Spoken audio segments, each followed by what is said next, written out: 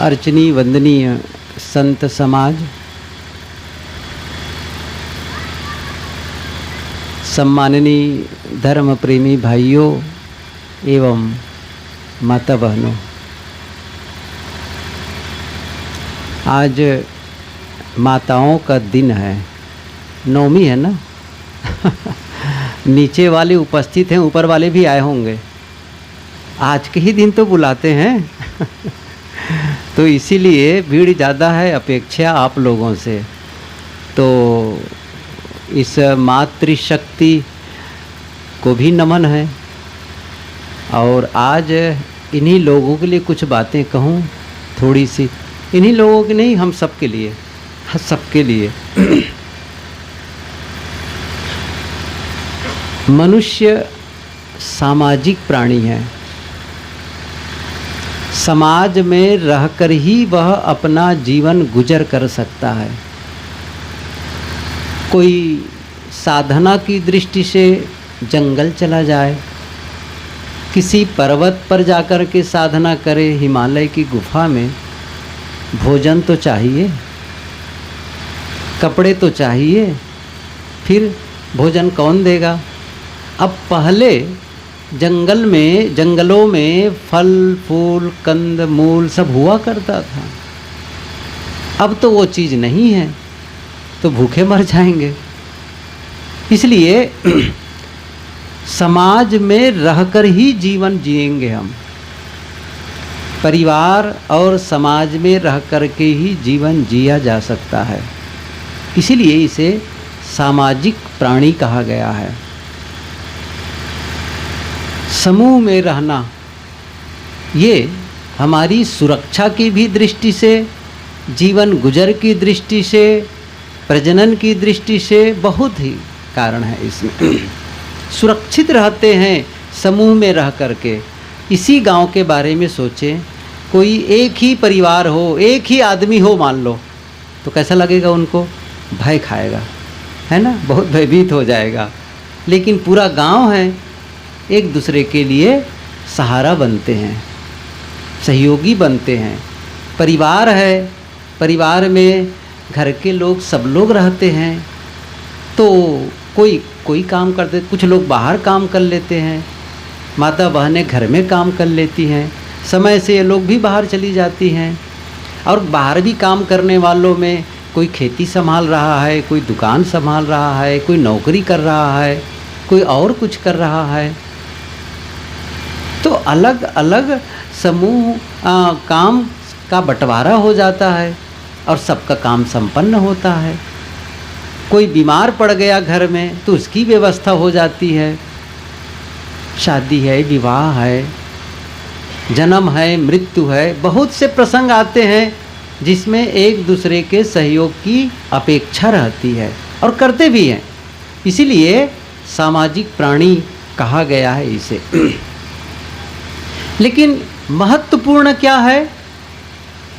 सबके साथ रहें, लेकिन किस प्रकार रहें? प्रेम से रहें। एक दूसरे के साथ में विश्वास पूर्ण ढंग से रहें।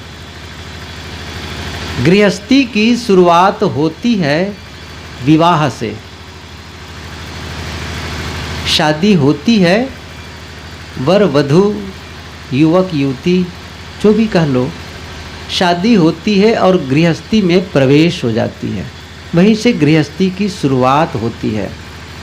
गुरुदेव जी से हम लोगों ने सुना है, अब कहाँ का वो सूत्र कहते थे हम नहीं जानते।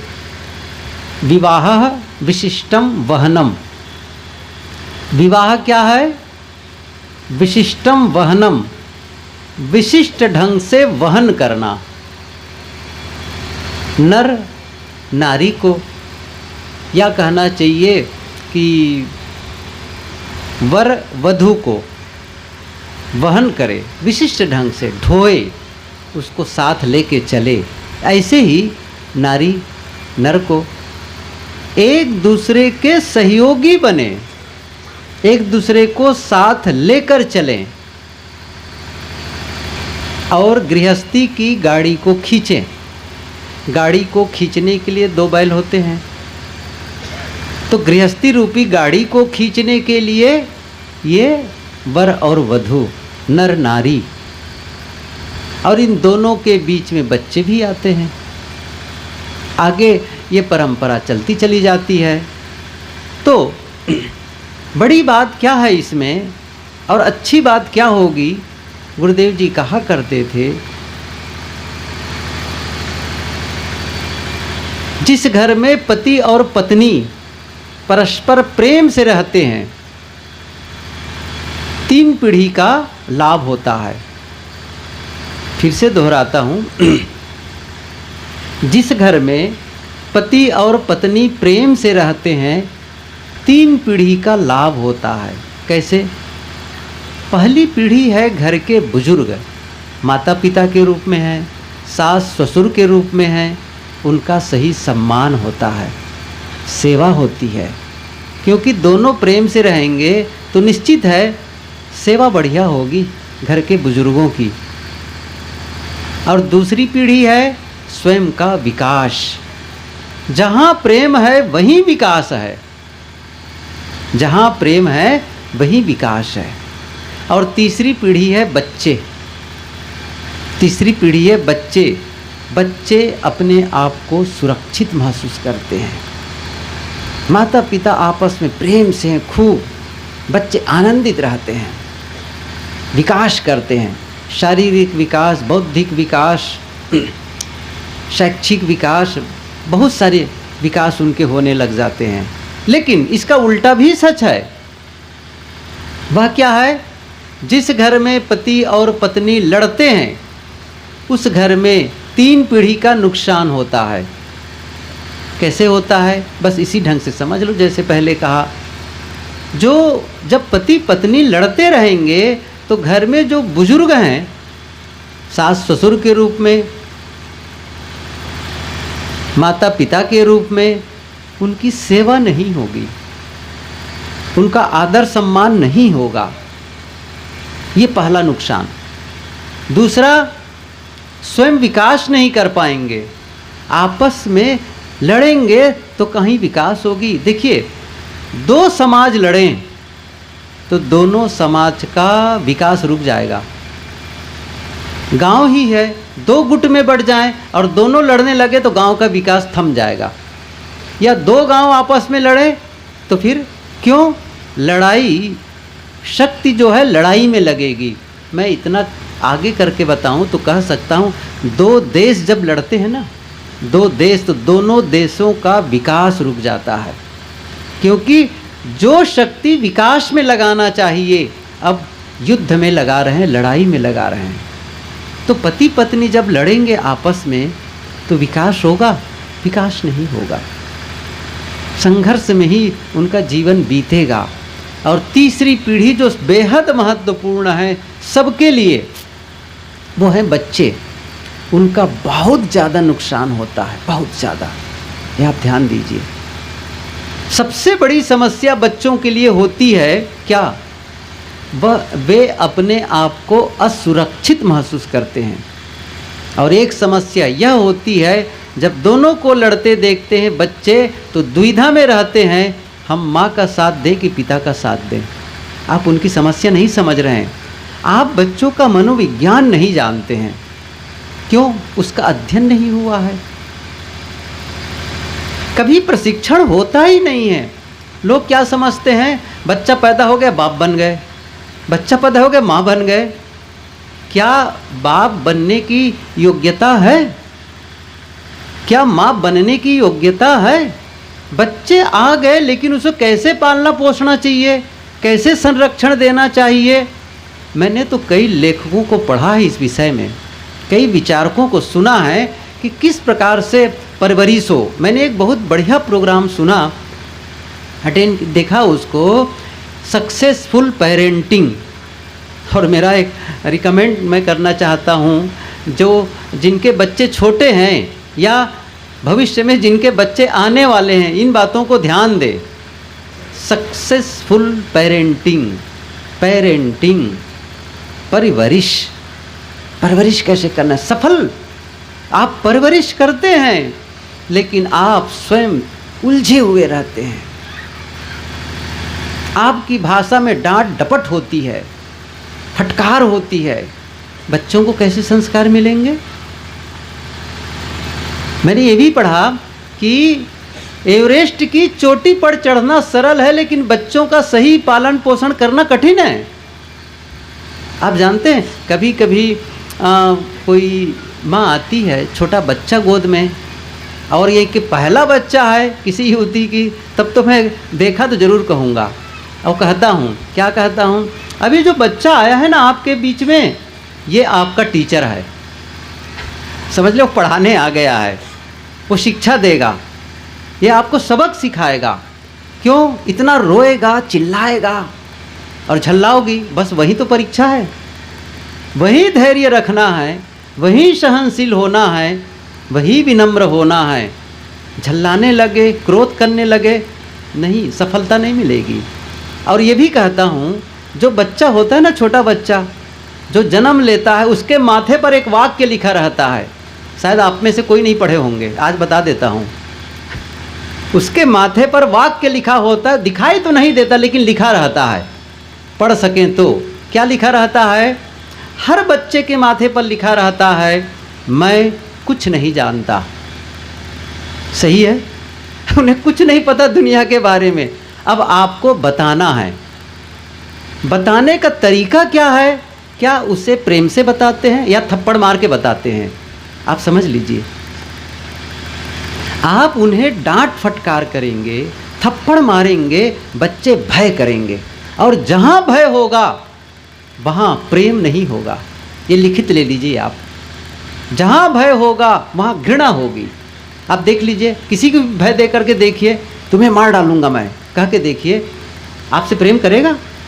या उसको थप्पड़ मारो, 4 थप्पड़, प्रेम जगेगा? घृणा जगेगी। किसी बच्चे को आप मारते पीटते हैं, इसके परिणाम में आप उनका मानसिक हानि करते हैं, नुकसान करते हैं। इसलिए उन्हें आप बच्चों को सही संस्कार देने के लिए, बच्चों को सही बनाने के लिए आपको सही बनना पड़ेगा। आइंस्टीन का नाम तो पढ़े लिखे लोग बैठे ही हैं, सब सुने होंगे, बहुत बड़े वैज्ञानिक हो गए हैं। सापेक्षता का सिद्धांत जिन्होंने बताया दुनिया को, बहुत अच्छे विचारक। एक बार किसी सभा में वो बोलने लगे तो एक बुजुर्ग थोड़ा से नाराजगी के स्वर में कहा, आप वैज्ञानिक लोग बहुत से उपकरण खोज लिए और बहुत से अनुसंधान करके, बहुत से नए नए आविष्कार करके आपने दुनिया को, आप लोगों ने दिया है, लेकिन क्या इन सब चीज़ों से, वैज्ञानिक आविष्कार और विस्तार से दुनिया में सुख और शांति है? दुनिया में तो दुख है, अशांति है, पीड़ा है। आप कुछ ऐसी बात बताएं जिससे दुनिया में भाईचारा हो, सुख और शांति हो, वो उपाय बताएं। आइंस्टीन ने क्या कहा? उन्होंने कहा, यदि दुनिया में सुख और शांति का वातावरण कायम रखना चाहते हैं तो इसके लिए अच्छे इंसान पैदा किए जाएं। उन्होंने ये नहीं कहा ये उपकरण है, इसको ले जाओ और घर में लगा लो। मैंने तो आज तक नहीं देखा है कि किसी घर में एक ऐसा यंत्र लगा है जिसके लगने से घर वालों का झगड़ा खत्म हो गया। ऐसा हुआ है? आपको गर्मी लगती है तो कूलर चला लेते हैं, एसी चला लेते हैं, ठंडी लगती है तो हीटर चला लेते हैं। कोई ऐसा भी यंत्र है जिसके लगाने से घर वालों का झगड़ा खत्म हो जाए, क्रोध खत्म हो जाए, द्वेष खत्म हो जाए? ऐसा नहीं है। इसलिए आवश्यकता है अच्छे इंसान पैदा किए जाएं, और वो अच्छे इंसान किसी प्रयोगशाला में नहीं पैदा होंगे, आपके घर में, आपके परिवार में, आपके ही बीच में बच्चे आएंगे, किसी माँ के गर्भ से ही वो पैदा होगा। इसलिए आवश्यक है कि बच्चों को सही इंसान बनाएं, सही संस्कार दें। और ये बात भी आप लोग को मैं बताना चाहता हूँ, किसी बच्चे को उपहार न दो तो कुछ घंटे रोएगा, और संस्कार न दो तो जीवन भर रोएगा। सही संस्कार देना बहुत जरूरी है। बच्चों के मन में डाल दो विनम्रता का पाठ, सहनशीलता का पाठ, धैर्य का पाठ, क्षमा करने की शक्ति, सम्मान देने की शक्ति, दान देने की शक्ति, ये भीतर में डालो। क्यों? बच्चे का मतलब समझते हैं? बच्चे का मतलब होता है सेविंग अकाउंट। खाता तो सबके पास हो गया होगा आजकल, और जीरो बैलेंस में भी शुरू करवा दिए थे मोदी जी, जीरो बैलेंस पे खाता खोलो, तो सबको पता है। सेविंग अकाउंट, बचत खाता, बच्चे का मतलब है बचत खाता। अर्थात बचत खाते में, सेविंग अकाउंट में जितना आप जमा करते जाएंगे, बंद कर दे रहे हैं सबको, जो भी आप जमा करेंगे आगे चलकर वही विड्रॉल करेंगे, वही निकालेंगे। जितना आपने अपने खाते में जमा किया है उससे ज़्यादा नहीं निकाल सकते। सही है? आप 50,000 जमा करें और उसके बाद में 1 लाख रुपये का चेक काट दें, जानते हैं क्या होता है इसका अर्थ? बाउंस होगा और क्लेम बन जाएगा। हाँ, आपके नाम से नोटिस निकलेगी, आपको तो ज़रूरत पड़े तो हवालात में भी बंद कर देंगे, क्योंकि आपने अपराध किया है। जितना पैसा नहीं उतना कैसे चेक काट सकते? कोई नहीं काट सकता है। कहने का मतलब ये हुआ, आप जो बच्चे के अंदर डालेंगे, क्या डाल रहे हैं? आपस में लड़ेंगे तो उसके भीतर लड़ाई जाएगी, कटु बोलेंगे तो उसके भीतर लड़ाई जाएगी। देखिए, मनुष्य का स्वभाव है स्पंज की तरह होता है, वो सोखता है, जहाँ जाता है सोख लेता है। जैसे स्पंज को पानी में रखो पानी सोख लेगा, दूध में रखो दूध सोख लेगा। सही है कि नहीं है? जिसमें रखोगे वो सोखता चला। ऐसे ही मनुष्य हैं, आसपास के वातावरण में जो घटनाक्रम है, जो वार्तालाप है, चाहे वो माता पिता हो, चाहे वो परिवार का कोई सदस्य हो, चाहे उनके मित्र हो, चाहे वो स्कूल में उनके मित्र हो, चाहे टीचर्स हो या कोई हो, वो सारा प्रभाव भीतर जाता रहता है धीरे धीरे धीरे धीरे। और बचपने में जब मन कोमल है तब तो बहुत जल्दी वो ग्रहण करने लगता है। इसलिए बच्चों के सामने ये ध्यान रखो, कभी भी लड़ाई झगड़ा न करो। खास करके माता पिता को मैं रिकमेंड करना चाहता हूँ, ध्यान आकर्षित करना चाहता हूँ। वैसे घर के लोगों को सबको चाहिए, इसके लिए सबको चाहिए, लेकिन घर में यदि जो माता पिता हैं उनके बच्चे के, वे आपस में न लड़ें। अच्छा, तो कोई प्रश्न भी करता है कि अच्छा बच्चे जब न रहे स्कूल चले जाएं तब लड़ाई कर लें। मतलब लड़ने की इतना शौक क्यों करते हैं, मुझे समझ में नहीं आता है। मुझे ऐसा लगता है जब आप लोग 7 फेरा लगाए होंगे ना, तो एक फेरा हम जरूर कहेंगे, बस कुछ महीने के बाद लड़ाई शुरू करेंगे। ऐसा है कोई फेरा नहीं है, फिर लड़ाई क्यों करते हैं? लड़ना जीवन है, कोई ज़रूरी है क्या लड़ना? आप कहेंगे आप क्या जानेंगे गृहस्थी को। ऐसा नहीं है। लड़ाई मैं समझ रहा हूँ, जहाँ मनुष्य होंगे वहाँ संघर्ष की संभावना रहती है, लड़ते हैं, बात सही है, लेकिन लड़ाई में ही जीवन बिताना, और ख़ास करके जब बच्चों के सामने आपका लड़ना बहुत गलत है। और बच्चे जब अनुपस्थित रहेंगे फिर भी लड़ेंगे, तो जब लौट करके बच्चे आएंगे ना तो उनको पता चल जाएगा आज लड़ाई हुई है। क्यों? क्योंकि आपका शब्द बता देगा, आपका व्यवहार बता देगा, आपका चेहरा बता देगा। सही है? चेहरा बता देगा, आज तो माँ कुछ और है, इनके शब्द कुछ और निकल रहा है, आवाज़ बदल जाती है। कहाँ तक छुपाओगे उस चीज़ को? और ये गलत होने लग जाएगा। इसलिए सही संस्कार दो। और कहाँ से शुरू होता है संस्कार? कहाँ से? एक प्रश्न है, गुरुदेव जी प्रायः ये प्रश्न किया करते थे, बच्चे की शिक्षा कब से? बच्चे की शिक्षा कब से? सभी लोग कहेंगे भाई 2-2.5 साल तो हो ही जाए, लेकिन उत्तरदाता ने क्या कहा? बच्चे के जन्म के 20 साल पहले से। अच्छा, सुनने में फर्क है क्या? मैं फिर से बोल रहा हूँ, बच्चे की शिक्षा कब से? बच्चे के जन्म से 20 साल पहले से। तो प्रश्नकर्ता ने कहा, अरे बच्चा ही जब जन्म नहीं लिया है तो उसकी शिक्षा कैसे शुरू की जाए? तो उत्तर देने वाले ने कहा, जो युवक और युवती जैसा बच्चा चाहते हैं, जैसी संतान चाहते हैं, वैसा वो 20 साल पहले से बनना शुरू कर दें, वैसा जीवन जीना शुरू कर दें। जैसा सांचा होगा ईंट भी वैसी ही बनेगी, वैसी ही बनेगी। इसलिए 20 साल पहले से न उसको मान पाएं आप, तो कम से कम इतना तो जरूर मानेंगे, जब बच्चा गर्भ में आता है तब से शुरू हो जाती है। और इसीलिए हमारे पूर्वज कहते हैं या बुजुर्ग लोग कहते हैं, जो गर्भवती नारी है उसको चाहिए कि कम से कम अपने घरों में जहाँ दीवार है वहाँ पर महापुरुषों के चित्र, वीरों के चित्र, देवी देवताओं के चित्र वो लगा करके रखो। वहाँ नज़र पड़ेगी, वो संस्कार बैठेगा। अच्छी पुस्तकों को पढ़ो, अच्छे विचार देखो, तो क्या होगा, वो संस्कार जाएगा। हम सभी सुने होंगे कि अभिमन्यु जब गर्भ में था तो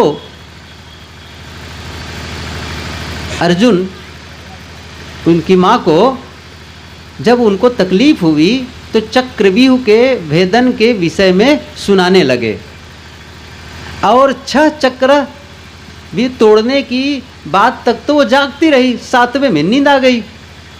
और अभिमन्यु 7वें चक्र में जब माँ सो गई तो बच्चा भी सो गया, उसको भी वो सुन नहीं पाया। और वो जानते हैं सभी अभिमन्यु कहाँ मारा गया, उसी 7वें चक्र पर।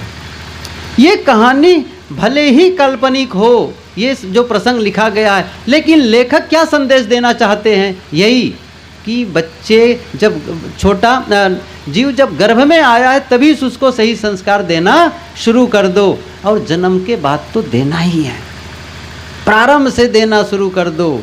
उनके सामने आप बोलेंगे करेंगे सब वो देखेंगे, इसलिए मीठा शब्द बोलना शुरू करो, विनम्रता के शब्द बोलना शुरू करो, सही विचार आप रखना शुरू करो, उनके सामने सही व्यवहार करना शुरू कर दो, तो बच्चे वैसा बनते चले जाएंगे। मैं इसलिए भी कह रहा हूँ, आप बच्चों को अच्छा बनाते हैं तो केवल बच्चों का भला नहीं करते हैं, अपना भला करते हैं।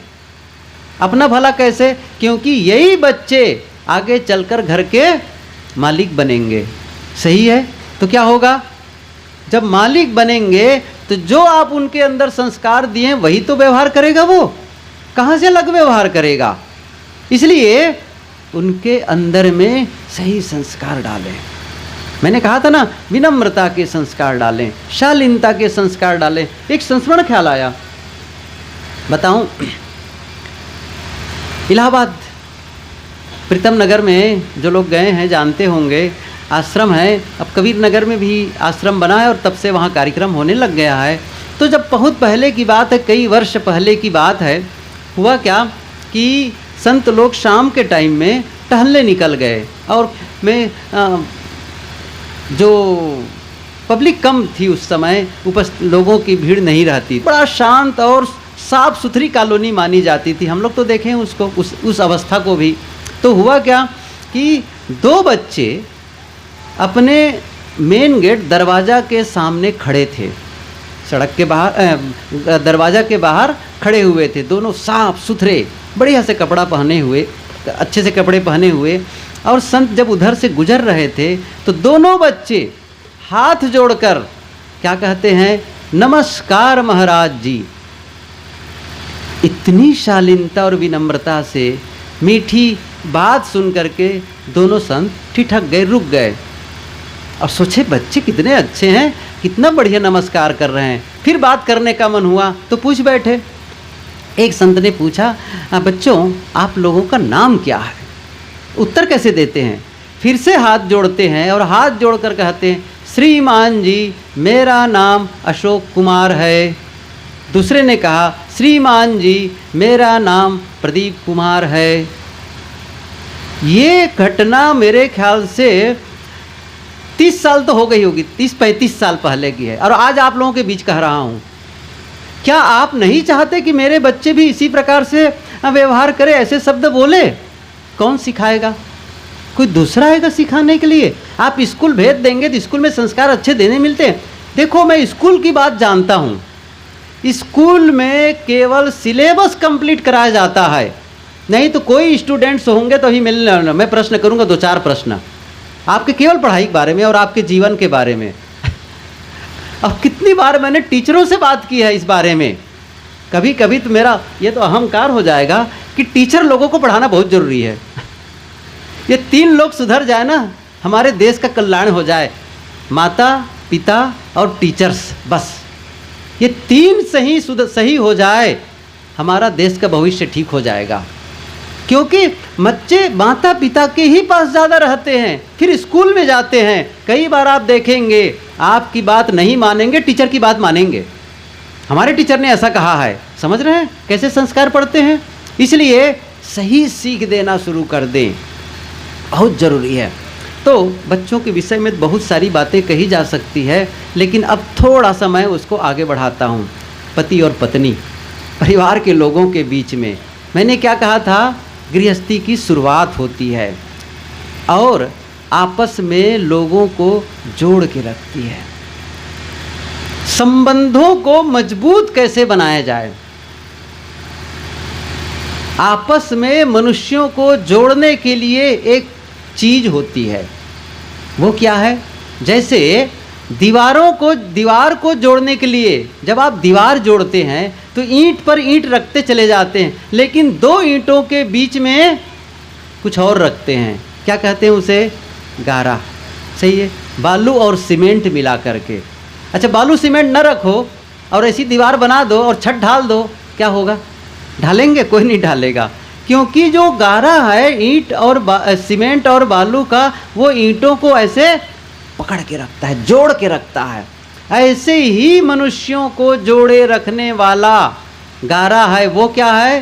प्रेम और विश्वास। प्रेम और विश्वास। ईंटों के बीच में जब सीमेंट कमज़ोर हो जाता है तो ईंटें बिखरने लगती है। मनुष्यों के बीच में जब प्रेम कमज़ोर हो जाता है तो मनुष्य बिखरने लगते हैं। 2 भाई साथ साथ में हैं, एक दिन एक भाई ने कहा भैया अब अलग हो जाएंगे। क्या रोटी नहीं मिल रही थी खाने के लिए, कपड़े नहीं मिल रहे थे, लेकिन प्रेम कम पड़ गया, वो नहीं रह गया पहले वाला प्रेम, वो विश्वास नहीं रह गया और अलग अलग रहते हैं। ये दोनों जोड़े रहना पड़ता है। और प्रेम एक ऐसी चीज़ है, ऐसा अवयव है जो दिखाई तो नहीं देता, लेकिन दिखाई देने वाली चीज़ों से भी बढ़ के है। ये दिखाई देने वाली चीज़ों से, हम लोग दिखाई देने वाली चीज़ों का बड़ा महत्व मानते हैं, लेकिन जो दिखाई नहीं देती है ना उसका महत्व नहीं मानते हैं। महत्व किसका है? मकान का दिखाई देता है, गाड़ी का दिखाई देती है, कपड़े का दिखाई देते हैं, भोजन का, सोने चांदी, बहुत सारी ऐसी चीज़ें हैं जिसका हम बड़ा महत्व मानते हैं, और महत्व है भी। लेकिन जो दिखाई नहीं देती है चीज़ें, वे भी उससे कई बार ज़्यादा महत्वपूर्ण हैं। क्या है वो? यही प्रेम, विश्वास, करुणा, क्षमा, सम्मान का भाव, मन की शांति। ये दिखाई तो नहीं देती है, लेकिन हमको जीवन जीने में इसकी अपेक्षा है। इसके बिना हम जिंदा नहीं रह सकते, नहीं रह सकते इसके बिना जिंदा। केवल भोजन खा के कैसे जिंदा रह सकते हैं? आपस में प्रेम न हो तो, एक दूसरे का सम्मान न हो तो। इसलिए बहुत ज़रूरी इस चीज़ को ध्यान में रखना। तो जितना आप धन कमाने के लिए मेहनत करते हैं, उतना ही आपको भीतर में जो इन चीज़ों का विकास करें, आपस का प्रेम, विश्वास। कहाँ मिलेगा प्रेम? कहाँ मिलेगा? सभी चाहते हैं, शिकायत तो बहुतों को रहता है। क्या बताएं, घर वाले हमसे प्रेम नहीं करते, पति प्रेम नहीं करता, पत्नी प्रेम नहीं करते, सास प्रेम नहीं करती, बहू प्रेम नहीं करती। उनसे पूछो आप करते हैं कि नहीं करते हैं? आप करो। आप जब करने लगेंगे तो वो अपने आप मिलने लग जाएगा। अपना ही नहीं करते और दूसरों को शिकायत करते रहते हैं। प्रेम कहीं अलग है जिसे आप पाना चाहते हैं, कहीं अलग नहीं है। प्रेम आपके भीतर है, उसे विकसित करना होता है, उसका उद्घाटन करना होता है, बहुत ज़रूरी है। जो आप खेत में बीज बोते हैं उसी की तो फसल काटते हैं। खेत में आप गेहूं का बीज बोएंगे तो गेहूं की फसल काटेंगे, धान का बीज बोएंगे तो धान की फसल काटेंगे, गन्ने का बीज हो चाहे मक्के का बीज हो चाहे आप सब्जी कोई हो उसकी बीज बो दो, जो उसका आप फसल काटने लग जाएंगे। ऐसे ही क्या आपने प्रेम का बीज बोया है? क्या आपने विश्वास का बीज बोया है? क्या आपने क्षमा किया है? नहीं करेंगे ना तो आपको मिलने वाला नहीं है। बिना बीज बोए कोई फसल नहीं काट सकता है। ऐसे ही है इसका भी, प्रेम का बीज बोना पड़ता है, विश्वास का बीज बोना पड़ता है, सम्मान का बीज बोना पड़ता है। कहाँ बोना पड़ता है? प्रश्न होगा कहाँ बोए? खेत में तो नहीं बोया जा सकता है कि प्रेम का बीज बो दे। वो देखो, ये जीवन से संबंधित बातें हैं तो जीवन में ही बोना पड़ता है। और इसके लिए मैं एक सूत्र मैं कहा करता हूँ, दूसरों के जीवन में जो आप बोते हैं उसे आप अपने जीवन में काटते हैं। ये सबको याद करने जैसा है सूत्र। दूसरों के जीवन में जो हम बोते हैं उसे हम अपने जीवन में काटते हैं। यदि दूसरों के जीवन में क्रोध बोएंगे तो अपने जीवन में क्रोध की फसल काटेंगे। नफरत और घृणा बोएंगे तो नफरत और घृणा की फसल काटेंगे। लेकिन प्रेम और मैत्री का बीज बोएंगे तो उसी की फसल काटेंगे। विश्वास और करुणा का बीज बोएंगे तो उसी की फसल काटेंगे। इसलिए बीज बोना बहुत जरूरी है। अर्थात अपने आसपास के लोगों को प्रेम देना शुरू करो। इसीलिए ये भी बात आप समझें, प्रेम एक पौधे की तरह है। आप किसी पौधे को सींचते जाओ, वो हरा भरा रहेगा, फूलेगा, फलेगा। लेकिन सींचना जब बंद कर दोगे तो पौधा कुम्हलाने लगता है, मुरझाने लगता है। ऐसे ही प्रेम भी मुरझाने लगता है बिना सींचे। इसलिए आपको सींचना है। सींचने का क्या अर्थ है? सींचने का अर्थ है आपके द्वारा कुछ ऐसा व्यवहार हो, आप कुछ ऐसा प्रयास करें जिससे सामने वाले को महसूस हो कि मेरी उपस्थिति आपको पसंद है। चाहे आप उनके विषय में सोचें, उनके विषय में बोलें, उनके साथ व्यवहार करें, काम करें, कुछ दें, उनको लगना चाहिए कि सचमुच मुझे आप पसंद करते हैं। ये जब तक आप सामने वाले को महसूस नहीं कराएंगे तो आप प्रेम मुरझाने लग जाएगा, बहुत जल्दी कुम्हलाने लग जाता है। एक बात और बता दूं, कैसे पता चलेगी कि प्रेम मुरझा रहा है? कैसे पता चलेगा कि प्रेम सूख रहा है? बड़ा सरल है, ये प्रयोग करके देख लेना आप लोग, और जानते हैं सब लोग क्या है। प्रेम मुरझा रहा है, सूख रहा है, चाहे वो पति पत्नी के बीच हो, भाई भाई के बीच हो, पिता पुत्र के बीच हो, सास बहू, कोई भी संबंध हो, चाहे वो गुरु शिष्य के बीच हो। ये कब पता चल जाएगा? आपस की हंसी चली जाती है, आपस में जो बातचीत है ना वो कम होने लग जाती है। जब बातचीत करें और आपस में हंस हंस के बातें करें और विषय ही खत्म ना हो, बस बात होती रहे, समय कब खत्म हो जाए पता ना चले, समझ लो प्रेम बचा हुआ है। प्रेम पूरी तरह से पूरी ऊर्जा में है, पूरी शक्ति में है। और जहाँ आपस की हंसी चली गई, पॉइंट टू पॉइंट बात किया और दूर हो गए, वहाँ प्रेम नहीं है, समझ लो, वहाँ कमज़ोर पड़ रहा है। इसी समय अवसर है प्रेम को सींचने का। आप फिर से प्रयास करें, फिर से कुछ ऐसा पहल करें जिससे प्रेम हरा भरा हो जाए। ये बहुत ज़रूरी है, बहुत ज़रूरी है। इसलिए ये ख्याल करें, वस्तु और व्यक्ति, ये ध्यान दीजिए, वस्तु का हम उपयोग करते हैं और व्यक्ति के साथ व्यवहार करते हैं। उपयोग देखो, व्यक्ति का उपयोग करेंगे ना, आप बहुत जल्दी फिर प्रेम को खो देंगे। आप जानदार प्राणी है ना, कोई सामने वाला है वो, जैसे किसी के पास मोबाइल हो, मेरी ये घड़ी है, घड़ी को मैं यदि 1 महीना तक न छूं, उनको न देखूं और अगले बार जाऊं 1 महीना के बाद में, तो शिकायत नहीं करेगा। 1 महीना तक मुझे मिले नहीं और अब आ रहे हो, कभी नहीं कहेगी ये। लेकिन मनुष्य के पास में देखो 15 दिन न बोल करके, उसके बाद क्या होगा? बहुत जरूरी है, बहुत जरूरी है। इसलिए मेरा एक निवेदन है, जो गुरुदेव जी का ही सूत्र है, धन धन नहीं है, जन धन है। आप मनुष्यों को धन माने, वस्तु को न माने, धन को धन न माने, धन को श्रेय मत दीजिए, मनुष्यों को श्रेय दीजिए। कोई सामान गिरा टूटा फिर खरीद के ले आओगे, लेकिन क्या अपने रिश्तों को खरीद लाओगे? बेटे को खरीद लाओगे? पत्नी को खरीद लाओगे? भाई को खरीद लाओगे? माता पिता को खरीद लाओगे? रिश्ते महत्वपूर्ण हैं, इसलिए उसे बचाए रखना बहुत जरूरी है, बहुत जरूरी है। इसलिए उसके महत्व को समझें। जिसने भी वस्तु के महत्व को समझा वो रिश्ते को खो दिया, और जिसने रिश्ते के महत्व को समझा वो रिश्ते को बचाए रखा। एक मैं उदाहरण मुझे याद आता है इस संबंध में, प्रसंग में। पति और पत्नी, धनी घर, बहुत धनी थे वे लोग। तो पत्नी के जन्मदिन पर एक कार खरीद के ले आया गिफ्ट में देने के लिए। आज तो भाई पत्नी का जन्मदिन है, एक नई कार शोरूम से ला करके उनको दे दी, और पार्क में अपने जो गैरेज में खड़ी करके चाबी दे दी, ये कार आपके जन्मदिन पर गिफ्ट में। पत्नी खुश हो गई, आज मुझे कार मिल गई नई। और फिर पति ने कहा, देखो मैं बच्चों को संभालता हूँ, तुम नई कार का थोड़ा आनंद लो। और चाबी लेती है, गैरेज से गाड़ी निकालती और चली गई ड्राइव करने के लिए। दूर तक वो ऐसा ड्राइव करके लौट रही थी, तो हुआ क्या, जो सड़क के बीच में जो डिवाइडर नहीं होता है पार्टीशन करने वाला, उसमें गए और गाड़ी टकरा गई। उसके तो आंखों से आंसू आने लगे। आज तो गाड़ी आई है घर में, नई गाड़ी, और सामने से खराब हो गई। कैसे जवाब दूंगी मैं उनको, क्या बताऊंगी?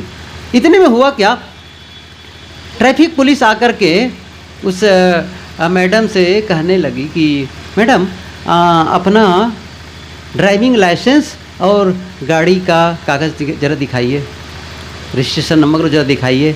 तो सामने वो डिक्की खोलती है और एक ब्राउन लिफाफा में जो कागज़ था उसको वो निकालती है। उसका लाइसेंस था, गाड़ी का कागज़ था, और इंश्योरेंस वगैरह जो भी रहता है वो सब को ऐसा उलटती है, और उलट करके वो देखती है देने के लिए। उतने में एक छोटा सा कागज़ स्लिप और था जो उसके पति के हाथों से लिखा हुआ था। क्या लिखा था उसमें? उसने लिखा था कि अपनी पत्नी को संबोधित करते हुए कि प्रिय, यदि गाड़ी को कुछ हो जाए तो चिंता मत करना, मैं गाड़ी से नहीं तुमसे प्रेम करता हूँ। अब समझो उनके मन में क्या बीता होगा। जो गाड़ी से प्रेम करेगा वो, और दूसरा जो पत्नी से प्रेम करता है, मनुष्यों से प्रेम करता है। मैं यही कह रहा हूँ, आपस के रिश्तों को संभालो। एक सूत्र और कहूँ, समय पूरा हो रहा है। गलतियाँ सबसे होती है। आप लोगों में से कोई है जो ये कहे मेरे से आज तक गलती नहीं हुई? जरा हाथ उठाएं। हम लोग नाम लिख करके फ़ोटो खींच के ले जाएंगे, दिखाएंगे लोगों को। एक ऐसा भी इंसान है जिसने कभी गलती नहीं की है? कोई नहीं है ना? अच्छा, गलती होने के बाद में हम लोग क्या चाहते हैं? जब हमसे गलती होती है तो हम क्या चाहते हैं? एक ही चीज़ चाहते हैं, मेरी गलती को लोग क्षमा कर दें, माफ़ कर दें, चाहते हैं, और मेरी गलती को दूसरों को न बताई जाए। तो जब दूसरों की गलती होती, दूसरों से गलती हो जाती है, तो हमें क्या करना चाहिए? थप्पड़ मारना चाहिए, डांटना चाहिए। यही तो होता है। अपनी गलती पर जब हम क्षमा मांगते हैं तो दूसरे की गलती पर भी हमें क्षमा कर देनी चाहिए। ये सूत्र याद कर लीजिए व्यवहार की पवित्रता के लिए। अपनी गलती होने पर क्षमा मांग लो, और दूसरे की गलती होने पर क्षमा कर दो, क्षमा कर दो। ये व्यवहार के लिए बहुत जरूरी है। ये छोटे छोटे सूत्र यदि जीवन में अपनाने लग गए तो आपका जीवन, आपकी गृहस्थी सुखद हो जाएगी। एक छोटी सी बात और, चाहे आपस में कितनी बातों को लेकर के लड़ाई हो जाए, अनबोला न रहो, बातचीत बंद मत करो। यही समस्या होती है। एक ही घर में रहते हैं, बातचीत नहीं करते। एक ही घर में नहीं, एक ही कमरा में दोनों रहते हैं, बातचीत नहीं करते। इतना ही नहीं, एक ही बिस्तर पर दोनों सोते हैं। एक पूरब तरफ मुंह फुलाए हुए हैं, दूसरा पश्चिम के तरफ। अच्छा, नरक देखना हो तो वही है, वही है। साथ में रह करके बातचीत ना करो, ये कोई जीवन है? इसीलिए स्वर्ग कहीं अलग नहीं है, जिस परिवार में परस्पर प्रेम रहे, एक दूसरे को देखकर मुस्कुराते हैं, बातचीत करते हैं, काम का लेखा जोखा देखते हैं, पूरी तरह से आनंद मग्न रहते हैं, वही घर स्वर्ग है। और जिसके घर सुबह उठ करके हो हल्ला, चिल्लाना, डांट डपट बात करते हैं तो ऐसा बोलते जैसे जहर उगल रहे हों, वही तो नरक है। कहाँ नरक खोजने जाओगे? आपको न कहीं स्वर्ग मिलेगा न कोई नरक मिलेगा। असली स्वर्ग यदि है वो है मन की पवित्रता और परस्पर का प्रेम, और नरक है इसका उल्टा, वो है मन का कलमश, मन का विकार और परस्पर का संघर्ष, यही है नरक। इसलिए घर को स्वर्ग बनाना है, स्वर्ग के लिए कामना मत करो, घर को स्वर्ग बनाना है। और उसका तरीका क्या है? परस्पर का प्रेम, एक दूसरे के साथ विश्वास, सहना सीखो, धैर्य रखो। कोई गलती होगी सह लो ना, धैर्य रखो, विनम्र हो जाओ, क्षमा कर दो, क्षमा मांग लो। ये छोटे छोटे सद्गुण यदि जीवन में धारण कर लेंगे तो आपके पास में थोड़ा धन होगा, थोड़ा धन, वो भी बड़ा काम आएगा। और बहुत धन है, आपस में संघर्ष भरा जीवन है, वो धन सुख नहीं देगा, गाड़ी सुख नहीं देगी, मकान सुख नहीं देगा, गहने कपड़े सुख नहीं देंगे। सुख देती है मन की पवित्रता। देखो माताओं को, उन लोगों को थोड़ा सा निवेदन कर दो, बहुत ज़रूरी है, मेरे प्रवचन से भी ज़्यादा ज़रूरी है। मैं तो अभी चला जाऊँगा 1 घंटे 2 घंटे के बाद भैया, इसे कल सुबह ही। अब उसके बाद 1000 प्रयास करेंगे तो मैं लौट के आने वाला नहीं हूँ, और कोई हमारे साथी नहीं आएंगे। आज भर तो सुन लो, वो भी 5-7 मिनट की बात है। जीवन भर तो बात करते करते बीत गए, अब तो बात सुन लो। तो बहरहाल कोई ज़रूरी बात रही होगी, अब सुने फिर से। हम लोग अपने जीवन को सुखमय बनाएं, परिवार में आनंद का माहौल बनाएं। इसके लिए बहुत ज़रूरी है आपस का प्रेम हो, धैर्यवान बनो, सहनशील बनो, मीठे शब्दों का प्रयोग करो, कटु शब्द मत बोलो। ये कुछ ऐसी बातें हैं जिन्हें करके आप जीवन को सुखी बना सकते हैं। आज का प्रसंग, ये पूरा 3 दिनों का सत्संग का आयोजन क्यों, हेतु क्या है? और सभी जानते हैं जिस घर में हम लोग ठहरे हुए हैं और जिन्होंने इस कार्यक्रम का आयोजन किया है, उस घर की माता जी का शरीर कुछ महीने पहले छूट गया था, देहावसान हो गया। इसलिए उनके सामने स्वर्गीय लिखा गया, स्वर्गीय। वह अब हम सबके बीच नहीं है, लेकिन इतना सच है, उनके बच्चे, उनके परिवार के लोग जिस प्रकार से भक्ति भावना में लीन हैं, जिस प्रकार से कथा भागवत सुनते रहे हैं, इस प्रकार के सत्संग का आयोजन किए हैं, तो निश्चित रूप से इसमें उस माँ की देन है जो घर में एक सही संस्कार, एक सही वातावरण का निर्माण उन्होंने किया है।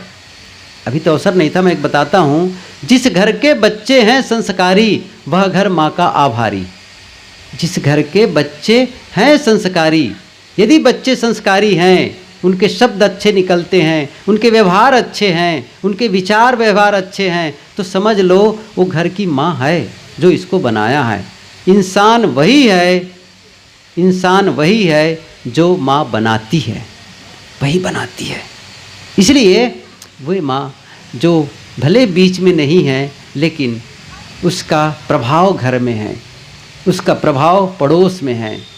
इसलिए आवश्यकता है आज उनकी याद। और आज के दिन, नवमी के दिन परंपरा है और माताओं को पितर में मिलाना, तो आज उनको अभिमंत्रित किया गया होगा, वो लोग अपने ढंग से किए हुए होंगे। हम लोग तो भावनात्मक रूप से उनसे जुड़ते हैं।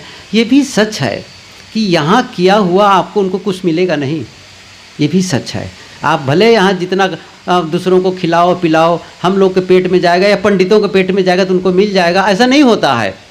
भाव क्या है? भाव यह है, उन्होंने इतनी मेहनत करके धन संपदा छोड़ कर गई है, अब उनके जो भी चीज़ है उसको सब खा न जाओ, परमार्थ में भी लगाओ, कुछ दान दक्षिणा करो, कुछ अच्छा व्यवहार करो, कुछ लोगों के हित में भी करो। इसीलिए महापुरुषों ने, पूर्व परंपरा में पूर्वजों ने ये परंपरा बनाई होगी। न कहीं तो साल भर में एक बार तो कुछ कर लो, उनके नाम से कुछ करो, कुछ अच्छा करो। और असली चीज़ तो ये है, जब माता पिता जिंदा हो सही सत्कार करो, सही सेवा करो। माँ मर गई, पिता मर गए और उसकी हड्डी को ले जा रहे हो गंगा में, और जब तक जिंदा रहे तब पानी देने भी नहीं आए, ये अकल ठीक नहीं है। जीवित हैं तब तक के खूब सेवा कर लो, खूब मिल लो, खूब बात कर लो, समय दो माता पिता के लिए। माँ वृद्धा है, पिता वृद्ध हैं, उनके पास आपके पास बैठने का समय नहीं है, कैसा जीवन होगा। जाओ उनके पास में बैठो, बातचीत करो। आप जानते हैं उनको कुछ चाहिए नहीं, उन्हें चाहिए उनके साथ बात करने वाले मिले, उनके दुख सुख के बारे में यूं ही पूछे, ऐसे भी पूछने चले जाओ, माँ कैसी हो, अच्छा लग रहा है ना, बढ़िया। इतना भी न कर पाओ तो एक काम करो, जिसके घर में माँ अभी भी है तो काम में जाने के पहले माँ के पास जाओ, पैर छुओ और कहो माँ मैं काम में जा रहा हूँ, बस इतना ही कह के जाना। जानते ही कितनी बड़ी बात होगी ये जो शब्द आप बोल कर गए हैं ना, वो दिन भर याद रखेगी, मेरा बेटा मुझे बता कर गया है।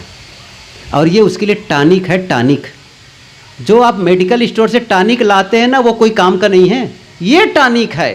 और घर लौट करके आओ और कहो माँ मैं आ गया, इतना खुश होगी वो, मैं क्या बताऊँ।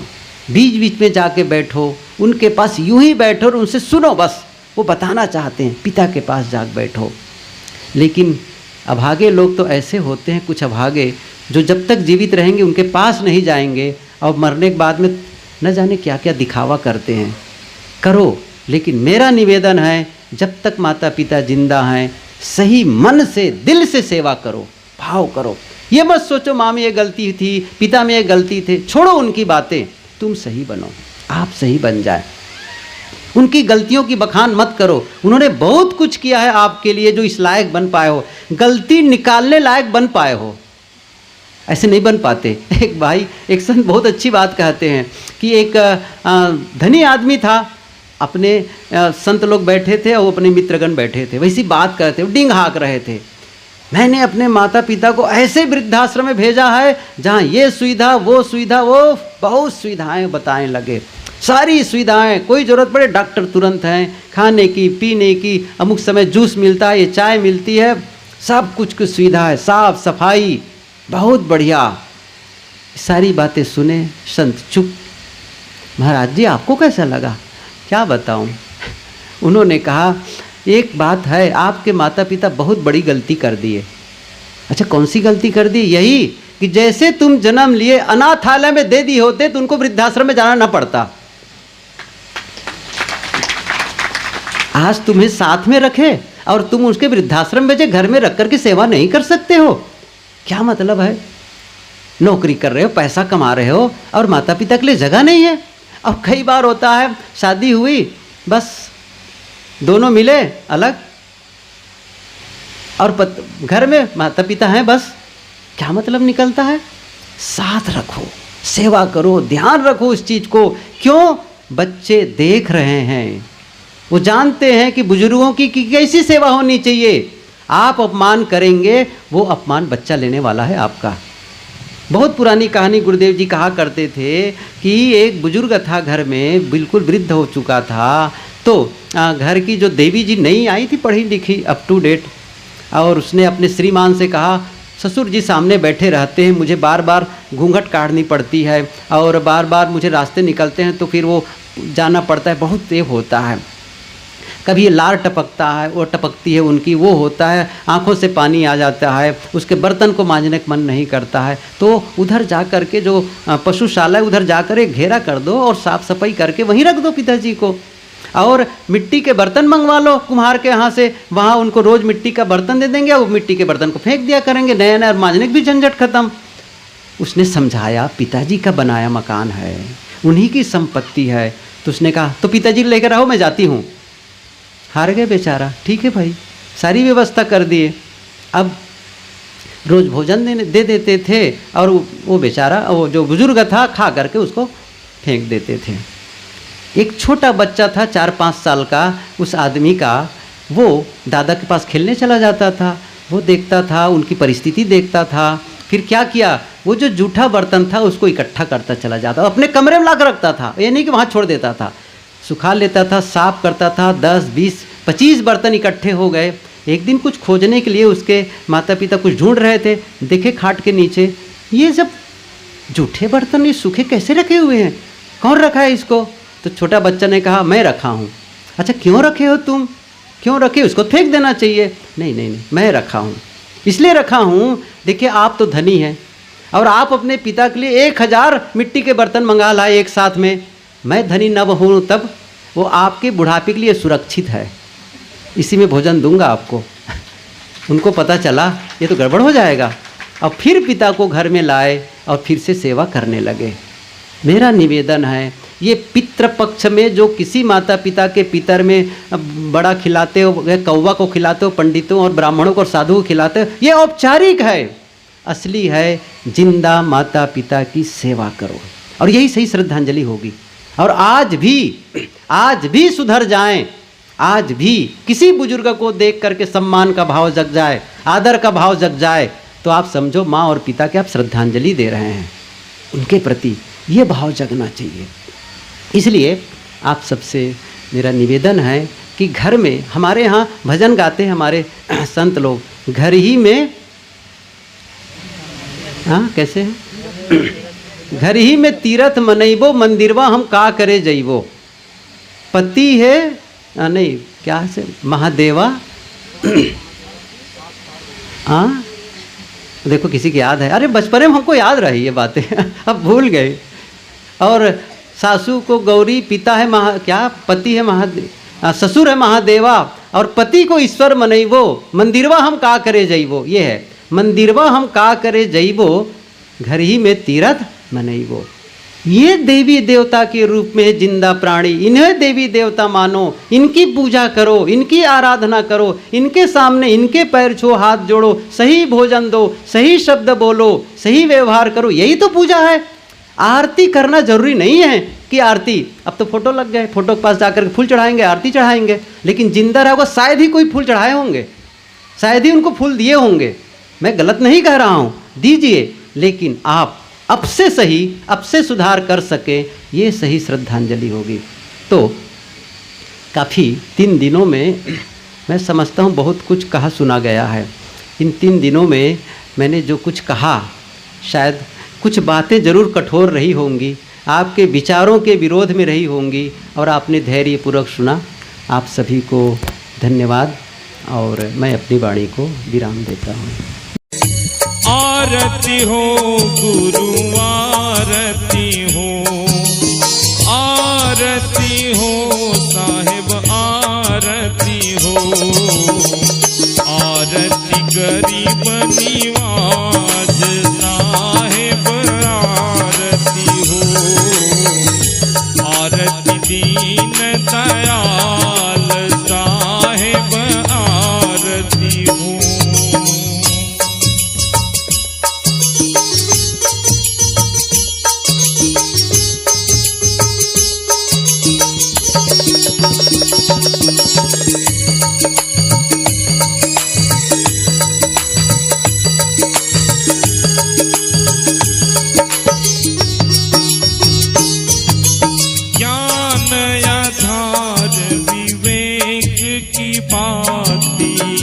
ज्ञान आधार विवेक की बाती, सुरती ज्योति जहाँ जाग साहिब आरती हो, आरती गरीब निवाज साहिब आरती हो, आरती दीन दयाल साहिब आरती हो, आरती करो सतगुरु साहिब की, आरती करो सतगुरु साहिब की, जहाँ सब संत समाज साहिब आरती हो, आरती गरीब निवाज साहिब आरती हो,